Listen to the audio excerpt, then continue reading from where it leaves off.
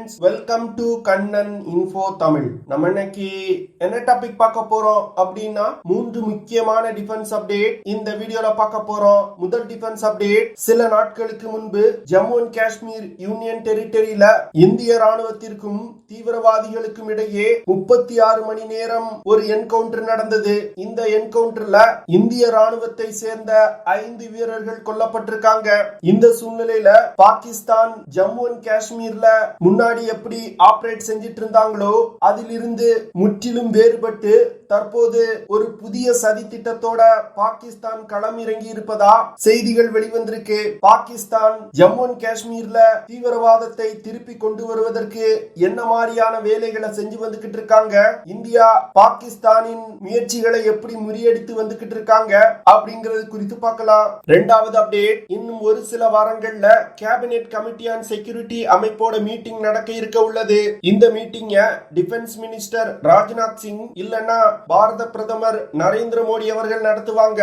இந்த cabinet committee on security அமைப்பு தான் இந்தியாவின் முப்படைகளுக்கு தேவையான ஆயுதங்கள் வாங்குவதற்கு ஒப்புதல் கொடுக்கக்கூடிய அமைப்பு. இன்னும் ஓரிரு வாரங்கள்ல நடக்க உள்ள கேபினெட் கமிட்டி ஆன் செக்யூரிட்டி மீட்டிங்ல நீண்ட நாட்களா முப்படைகள் கேட்டு வரக்கூடிய 3 மெகா திட்டங்களுக்கு ஒப்புதல் கொடுக்கப்பட இருப்பதா செய்திகள் வெளிவந்திருக்கு. கேபினெட் கமிட்டி ஆன் செக்யூரிட்டி அமைப்பு ஒப்புதல் கொடுக்கக்கூடிய 3 மெகா டிஃபென்ஸ் ப்ராஜெக்டுகள் என்ன, அந்த ப்ராஜெக்டுகள் மூலமா இந்தியாவுடைய முப்படைகள் எப்படி வலிமையடையும், 3 மெகா டிஃபென்ஸ் ப்ராஜெக்ட் மூலமா என்னென்ன ஆயுதங்களை இந்தியா தயாரிக்க இருக்காங்க அப்படிங்கிறது குறித்து பார்க்கலாம். மூன்றாவது அப்டேட், பஞ்சாப் மாநிலத்துல செமிகண்டக்டர் தயாரிப்பதற்கு உதவும் மிகவும் முக்கியமான ஒரு ரேர் எர்த் மெட்டல் ஐஐடி மாணவர்கள் அடங்கிய ஒரு குழு கண்டுபிடிச்சிருக்காங்க.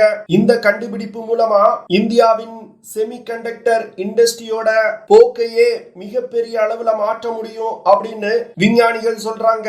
என்ன ரேர் மெட்டல் பஞ்சாப்ல கண்டுபிடிக்கப்பட்டிருக்கு, இதன் மூலமா இந்தியாவுக்கு கிடைக்கக்கூடிய நன்மைகள் என்ன, கண்டுபிடிக்கப்பட்டிருக்க ரேர் மெட்டல் மூலமா இந்திய செமிகண்டக்டர் இண்டஸ்ட்ரியில எப்படி புரட்சி ஏற்பட போகுது அப்படிங்கிறது குறித்து நம்ம டீடைலா இந்த வீடியோல பார்க்கலாம். நம்ம சேனல்ல டிஃபென்ஸ் மற்றும் ஜியோ பாலிடிக்ஸ் சம்பந்தமா தினம் ஒரு வீடியோ பப்ளிஷ் பண்ணிட்டு இருக்கோம். உங்களுக்கு நம்ம சேனல்ல பப்ளிஷ் பண்ணக்கூடிய வீடியோஸ் பிடிச்சிருந்துச்சுன்னா சேனலை சப்ஸ்கிரைப் பண்ணி சப்போர்ட் பண்ணுங்க. நீங்க பண்ற ஒவ்வொரு சப்ஸ்கிரிப்ஷனும் எனக்கு அடுத்தடுத்த வீடியோஸ் போடுறதுக்கு ஒரு மோட்டிவேஷனா இருக்கும். ஜம்மு அண்ட் காஷ்மீர் மாநிலத்துல சில நாட்களுக்கு முன்பு இந்திய ராணுவத்திற்கும் லஷ்கர்-ஏ தொய்பா அமைப்பை சேர்ந்த தீவிரவாதிகளுக்கும் இடையே ஒரு என்கவுண்டர் நடந்துச்சு. இந்த என்கவுண்டர் கிட்டத்தட்ட 36 மணி நேரம் நடத்தப்பட்டது. இந்த மோதல்ல இந்திய ராணுவத்தை சேர்ந்த 2 அதிகாரிகள் மற்றும் 3 வீரர்கள் கொல்லப்பட்டிருக்காங்க. அதே வேளையில 2 தீவிரவாதிகளும் இந்த தாக்குதல்ல இந்திய ராணுவத்தினரால் சுட்டு வீழ்த்தப்பட்டிருக்காங்க. இந்திய ராணுவத்தினர் இந்த சண்டையின் போது மாட்டிக்கொண்ட பொதுமக்களை பாதுகாப்பதற்காக தங்களுடைய உயிரை தியாகம் செஞ்சிருக்காங்க. இந்த சூழ்நிலையில இந்திய ராணுவத்தின் நார்தன் கமாண்டோட chief lieutenant general Upendra Trivedi வீர மரணம் அடைந்த வீரர்களுக்கு மரியாதை செலுத்த வந்திருந்தாரு. அப்பொழுது அவரிடம் இந்த என்கவுண்டர் குறித்து கேள்வி எழுப்பப்பட்ட பொழுது பாகிஸ்தான் தற்போது ஜம்மு அண்ட் காஷ்மீர்ல ஆபரேட் செய்யக்கூடிய விதத்துல சில முக்கியமான மாற்றங்களை கொண்டு வந்திருப்பதா அவர் சொல்லியிருக்காரு. அதாவது ஆர்டிகல் 370 ஜம்மு அண்ட் காஷ்மீர்ல திரும்ப பெற்ற பிறகு ஜம்மு அண்ட் காஷ்மீர்ல இருந்து இளைஞர்கள் தீவிரவாதியா மாறுவது மிகப்பெரிய அளவுல குறைஞ்சிருக்கு. இதனால ஜம்மு அண்ட் காஷ்மீர்ல தீவிரவாதத்தை தொடர்ந்து உயிர்ப்போடு வச்சிருப்பதற்கு பாகிஸ்தான் பல முயற்சிகளை செய்து வந்துகிட்டு இருக்காங்க. அதுல குறிப்பா பாகிஸ்தான் ராணுவத்தில் இருந்து ரிட்டையர்ட் ஆன வீரர்களை திருப்பி தீவிரவாதிகளா ஜம்மு அண்ட் காஷ்மீருக்குள்ள பாகிஸ்தான் ராணுவம் அனுப்பி வைக்கிறாங்க அப்படின்னு அவர் குற்றம் சுமத்தி இருக்காரு. அதாவது இப்படி ரிட்டையர்ட் ஆன வீரர்களை தீவிரவாதிகளா மாற்றி ஜம்மு அண்ட் காஷ்மீருக்குள்ள அனுப்புவதன் மூலம் இந்திய ராணுவத்திற்கு மிகப்பெரிய அளவுல சேதத்தை ஏற்படுத்த முடியும் அப்படின்னு பாகிஸ்தான் நினைக்கிறாங்க.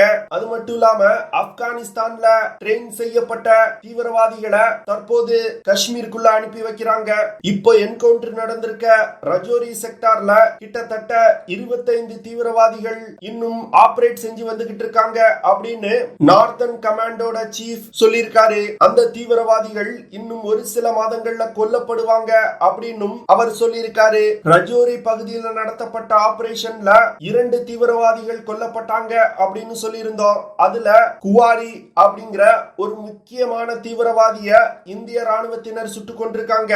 பெரும்பாலும் பாகிஸ்தான்ல இருந்து ஜம்மு அண்ட் காஷ்மீருக்கு வரக்கூடிய தீவிரவாதிகளை ஒரு சில வாரங்களிலே இந்திய ராணுவத்தினர் வீழ்த்திடுவாங்க.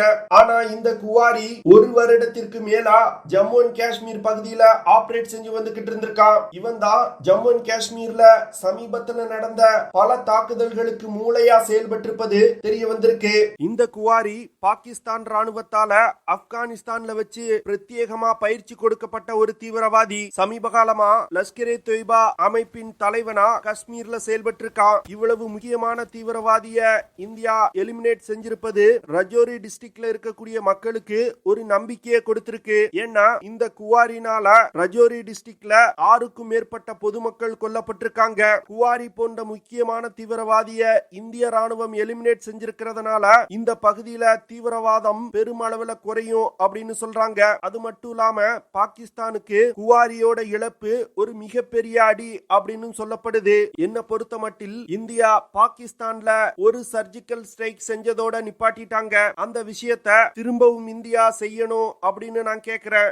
ஏன்னா சமீப காலத்துல ஜம்மு அண்ட் காஷ்மீர் யூனியன் டெரிட்டரியில அமைதி நிலவி வந்துகிட்டு இருக்கு. அந்த அமைதியை எப்படியாவது சீர்குலைக்கணும் அப்படிங்கிற நோக்கத்துல பாகிஸ்தான் தொடர்ந்து தீவிரவாதிகளை அனுப்பி வந்துகிட்டு இருக்காங்க. அந்த தீவிரவாதிகளை எல்லைக்குள் வந்த பிறகு அழிப்பதை விட எங்க தீவிரவாதிகள் உருவாக்கப்படுறாங்களோ அங்கேயே இந்தியா அழிக்கணும். அப்பொழுதுதான் தேவையில்லாமல் இந்திய ராணுவ வீரர்களோட உயிரிழப்பு தவிர்க்கப்படும். அடுத்த அப்டேட், இன்னும் ஓரிரு வாரங்கள்ல கேபினெட் கமிட்டி ஆன் செக்யூரிட்டி அமைப்போட மீட்டிங் நடக்க உள்ளது. இந்த கேபினெட் கமிட்டி ஆன் செக்யூரிட்டி அமைப்பு தான் இந்தியாவின் முப்படைகளுக்கு தேவையான ஆயுதங்களை வாங்குவதற்கு ஒப்புதல் கொடுக்கக்கூடிய அமைப்பு. பாரத பிரதமர் இல்லனா டிஃபென்ஸ் மினிஸ்டர் ராஜ்நாத் சிங் தலைமையில இந்த கூட்டம் நடக்கப்பட உள்ளது. இந்த சூழ்நிலையில இந்தியாவின் முப்படைகள் பல வருடங்களா 3 முக்கியமான டிஃபென்ஸ் ப்ராஜெக்டுகள் தங்களுக்கு தேவை அப்படின்னு கோரிக்கை வச்சு வந்துகிட்டு இருக்காங்க. தற்போது நடக்க உள்ள இந்த கேபினெட் கமிட்டி ஆன் செக்யூரிட்டி மீட்டிங்ல இந்த 3 முக்கியமான டிஃபென்ஸ் ப்ராஜெக்டுகளுக்கும் ஒப்புதல் கொடுக்கப்பட உள்ளது. குறிப்பா சொல்லணும்னா இந்திய கடற்படைக்கு 2வது விமானம் தாங்கி போர்க்கப்பலை உருவாக்குவதற்கான ஒப்புதலை கேபினெட் கமிட்டி ஆன் செக்யூரிட்டி கொடுப்பாங்க. இந்திய விமானப்படைக்கு 96 தேஜஸ் MK-1A விமானங்களை வாங்குவதற்கு ஒப்புதல் கொடுக்கப்படும். 3வதா இந்திய ராணுவத்திற்கு தேவையான 156 பிரசாந்த் லைட் காம்பாக்ட் ஹெலிகாப்டர்களை வாங்குவதற்கும் ஒப்புதல் கொடுக்கப்பட உள்ளது. இந்த 3 முக்கியமான டிஃபென்ஸ் ப்ராஜெக்டுகளுக்கு ஒப்புதல் கொடுப்பதன் மூலம் இந்தியாவின் முப்படைகளோட செயல்திறன்ல மிகப்பெரிய முன்னேற்றத்தை கொண்டு வர முடியும். கேபினெட் கமிட்டி ஆன் செக்யூரிட்டி ஒப்புதல் கொடுக்க உள்ள இந்த 3 டிஃபென்ஸ் ப்ராஜெக்டுகளும் கிட்டத்தட்ட 1,40,000 கோடி ரூபாய் செலவுல இம்ப்ளிமெண்ட் செய்யப்பட உள்ளது. இந்திய கடற்படையை பொறுத்தமட்டில் தங்களுக்கு 3வதா ஒரு விமானம் தாங்கி போர்க்கப்பல் தேவை அப்படின்னு பல வருடங்களா கோரிக்கை வச்சு வந்துகிட்டு இருக்காங்க. அதாவது தற்போது இந்திய கடற்படையில INS விக்ரமாதித்யா மற்றும் INS விக்ராந்த் அப்படிங்கிற 2 விமானம் தாங்கி போர்க்கப்பல்கள் இருக்கு. இந்த போர்க்கப்பல்ல ஏதாவது ஒரு போர்க்கப்பல் மெயின்டெனன்ஸுக்காக அனுப்பப்பட்டால் இந்திய கடற்படையிடம் ஒரு விமானம் தாங்கி போர்க்கப்பல் தான் இருக்கும். இந்த ஒரு விமானம் தாங்கி போர்க்கப்பலை பயன்படுத்தி 3 புறமும் கடலால் சூழப்பட்ட ஒரு நாட்டை பாதுகாப்பது மிகவும் கடினம். அதனால தங்களுக்கு 3வதா ஒரு விமானம் தாங்கி போர்க்கப்பல் தேவை அப்படின்னு இந்திய கடற்படை பல வருடங்களா கேட்டு வந்துகிட்டு இருக்காங்க. அதற்காக INS விக்ராந்த் விமானம் தாங்கி போர்க்கப்பலுக்கு பிறகு உள்நாட்டிலே 2வது ஒரு விமானம் தாங்கி போர்க்கப்பலை உருவாக்குவதற்கு இந்தியா ஒப்புதல் கொடுக்க போறாங்க.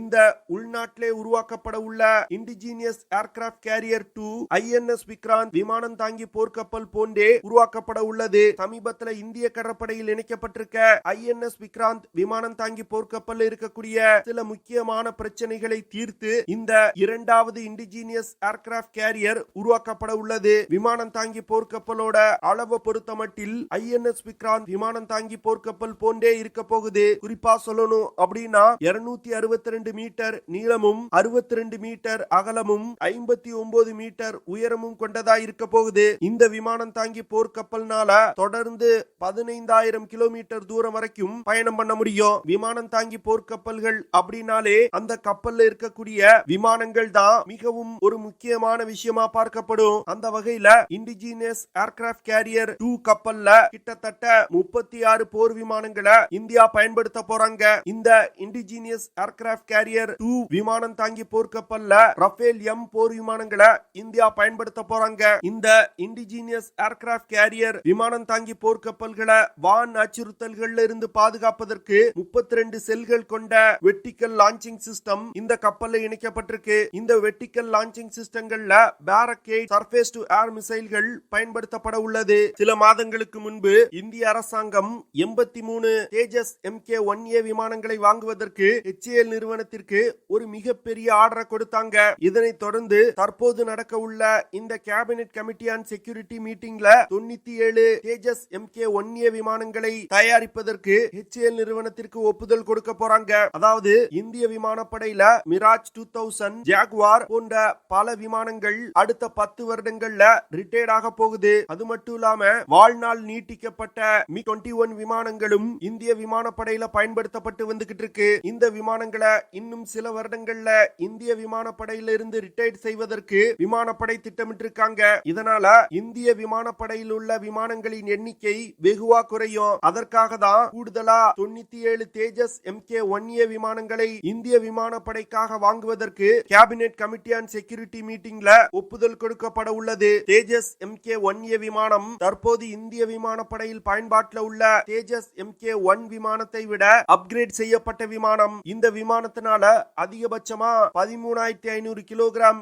எடையை சுமந்து கொண்டு பறக்க முடியும். அது மட்டும் இல்லாம 3,300 கிலோகிராம் எடை கொண்ட ஆயுதங்களையும் இந்த விமானத்தால எடுத்து சென்று தாக்குதல் நடத்த முடியும். தேஜஸ் MK-1A விமானத்தினால 1980 கிலோமீட்டர் பெர் ஹார் வேகத்துல பயணிக்க முடியும். மூன்றாவதா 156 பிரச்சாந்த் லைட் காம்பேக்ட் ஹெலிகாப்டர்களை இந்திய ராணுவத்திற்காக வாங்க போறாங்க.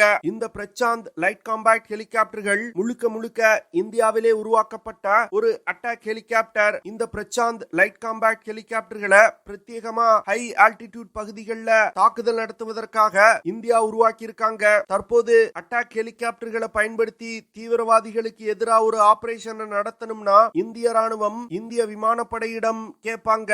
ஆனா தங்களுக்கு தனியாக அட்டாக் ஹெலிகாப்டர்கள் தேவை அப்படின்னு இந்திய ராணுவம் பல வருடங்களா கேட்டு வந்துகிட்டு இருந்தாங்க. இந்த சூழ்நிலையில தான் இந்திய ராணுவத்திற்காக 156 பிரச்சாந்த் லைட் காம்பேக்ட் ஹெலிகாப்டர்களை வாங்குவதற்கு இந்தியா ஒப்புதல் கொடுக்க போறாங்க. இந்த பிரச்சாந்த் லைட் காம்பேக்ட் ஹெலிகாப்டர்னால அதிகபட்சமா 5,800 கிலோகிராம் எடையை சுமந்து கொண்டு பறக்க முடியும். இந்த ஹெலிகாப்டர்னால அதிகபட்சமா 330 கிலோமீட்டர் பெர் ஹார் வேகத்துல பறக்க முடியும். அடுத்த அப்டேட், சில நாட்களுக்கு முன்பு IIT ரோப்பாரை சேர்ந்த சில மாணவர்கள் பஞ்சாப் மாநிலத்தில் உள்ள சட்லஜ் ஆற்றுப்படுகையில ஆராய்ச்சி செஞ்சு வந்துகிட்டு இருந்தாங்க. இந்த ஆராய்ச்சியில சட்லஜ் ஆற்றுப்படுகையில டான்டலம் அப்படிங்கிற ஒரு ரேர் மெட்டலை மாணவர்கள் கண்டுபிடிச்சிருக்காங்க. இந்த டான்டலம் ரேர் மெட்டல் செமிகண்டக்டர் உருவாக்குவதற்கு பயன்படுத்தப்படுது. உங்களோட ஸ்மார்ட் போன், லேப்டாப், கேமரா போன்றவற்றில் இருக்கக்கூடிய சிப்புகளை உருவாக்குவதற்கு இந்த டான்டலம் ரேர் மெட்டல் அதிக அளவுல பயன்படுத்தப்படுது. இந்த டான்டலம் ரேர் எர்த் மினரல் இந்தியாவில் கண்டுபிடிக்கப்பட்டிருப்பது இந்தியாவின் செமிகண்டக்டர் இண்டஸ்ட்ரியில மிகப்பெரிய மாற்றத்தை ஏற்படுத்தும் அப்படின்னு சொல்றாங்க. இந்த டான்டலம் ரேர் எர்த் மெட்டல் ரொம்ப ஹார்டான மெட்டல். செமிகண்டக்டர்ல இந்த டான்டலம் ரேர் எர்த் மெட்டலை பயன்படுத்தும் பொழுது மின்சாரம் ரொம்ப சீரா கடத்தப்படுது. அது மட்டும் இல்லாம இந்த மெட்டல் துருப்பிடிக்காது. சமீப காலமா இந்திய அரசாங்கம் செமிகண்டக்டர் இண்டஸ்ட்ரிகளை இந்தியாவில் கொண்டு வருவதற்கு பல முயற்சிகளை எடுத்து வந்துகிட்டு இருக்காங்க. தற்போது கண்டுபிடிக்கப்பட்டிருக்க இந்த டான்டல் மெட்டல் மூலமா அதிக எண்ணிக்கையில செமிகண்டக்டர் இண்டஸ்ட்ரிகள் இந்தியாவில் தொடங்கப்படுவதற்கு வாய்ப்பு உருவாக்கி இருக்கு. அதனால இன்னும் வரும் நாட்கள்ல இந்தியாவின் செமிகண்டக்டர் இண்டஸ்ட்ரி மிகப்பெரிய அளவுல வளர்ச்சி பெறும் அப்படின்னு விஞ்ஞானிகள் சொல்றாங்க. ஓகே ஃப்ரெண்ட்ஸ், நம்ம வீடியோவோட நிறைவு பகுதிக்கு வந்துட்டோம். இதெல்லாம் தான் நான் உங்ககிட்ட ஷேர் பண்ணணும் அப்படின்னு நினைச்ச விஷயங்கள். ஐ ஹோப் நான் ஷேர் பண்ண விஷயங்கள் உங்களுக்கு பிடிச்சிருக்கும்னு நினைக்கிறேன். அப்படி பிடிச்சிருந்துச்சுன்னா ஷேர் பண்ணுங்க, லைக் பண்ணுங்க, கமெண்ட் பண்ணுங்க. மறக்காம நம்ம சேனலுக்கு சப்ஸ்கிரைப் பண்ணுங்க. அப்படியே அந்த பெல் நோட்டிபிகேஷனை கிளிக் பண்ணி ஆல்ங்கிற ஆப்ஷனை எனேபிள் பண்ணிக்கங்க. See you in the next video. Jai Hind.